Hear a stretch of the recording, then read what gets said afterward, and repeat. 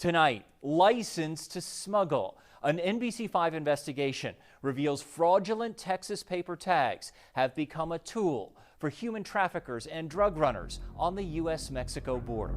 Federal agents tell NBC5 Investigates even the cartels have been able to get real Texas tags registered to false addresses and then use them to disguise smuggling vehicles.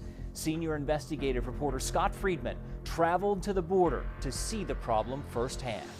What we found at the border shows how a lack of security at the Texas DMV has opened the door for cartels and human smugglers to get these fraudulent tags. Tags police say smugglers are using to evade law enforcement at the border.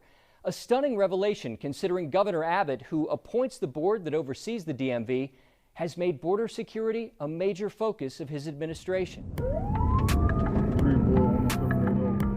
Dope smugglers and human traffickers running from state troopers along the U.S.-Mexico border in cars with paper tags. Bodies flying from this car as a human smuggling suspect makes a run for it, crashing through a border crossing gate trying to flee into Mexico. In Laredo, troopers eventually catch up to this truck with a paper tag and discover bales of drugs.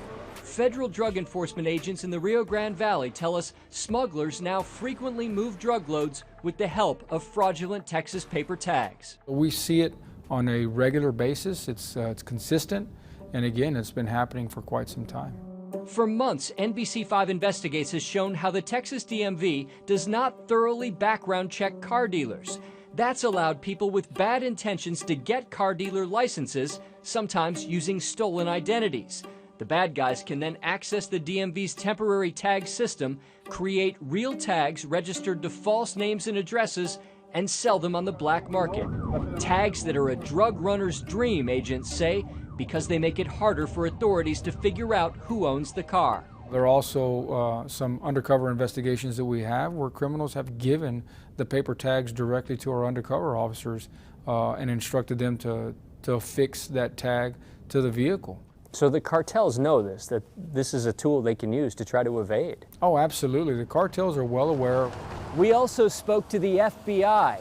They tell us smugglers on the Mexican side of the border have also been able to get fraudulent Texas tags without ever leaving home. These tags, we know, are being printed out in Mexico and put on vehicles as they're being loaded with drugs or people in an effort to try to have some legitimacy as they cross into the United States. FBI Special Agent Brandon Coker says once the bad guys can access the DMV's system, all they need is an internet connection and a printer to create and sell tags that are harder to trace. These criminal organizations, they're aware of that and they've taken advantage of that, and they're using that to further, again, all manner of crime. Cartels exploiting security loopholes in a state system. A surprising twist in a state spending billions on border security. I am the only governor in the history of the United States who is building a wall on our border.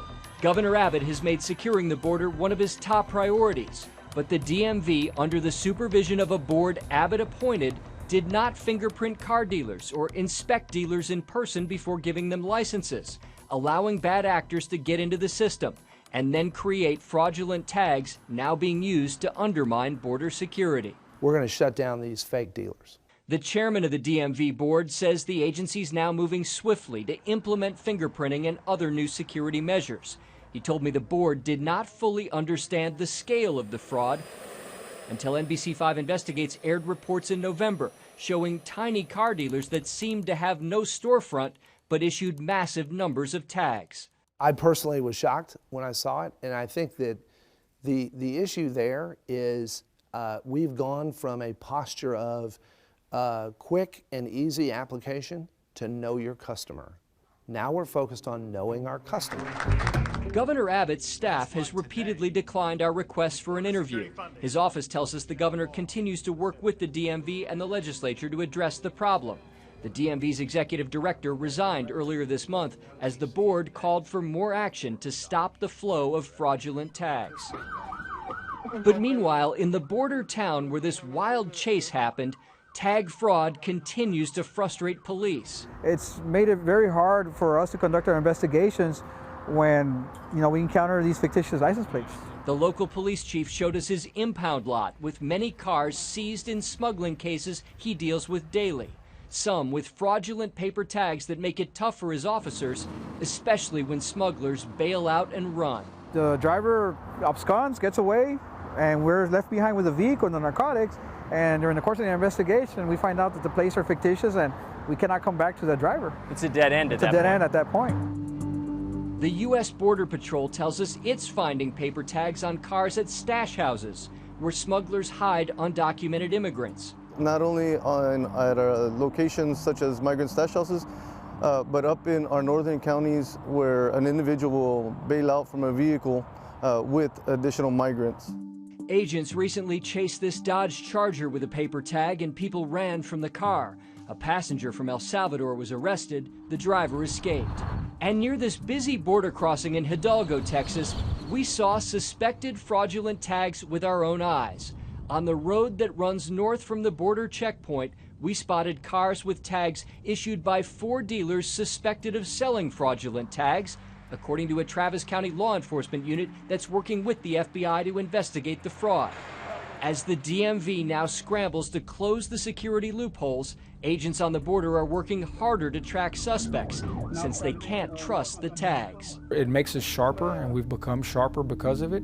And just like the criminal organizations evolve in their tactics, so do we.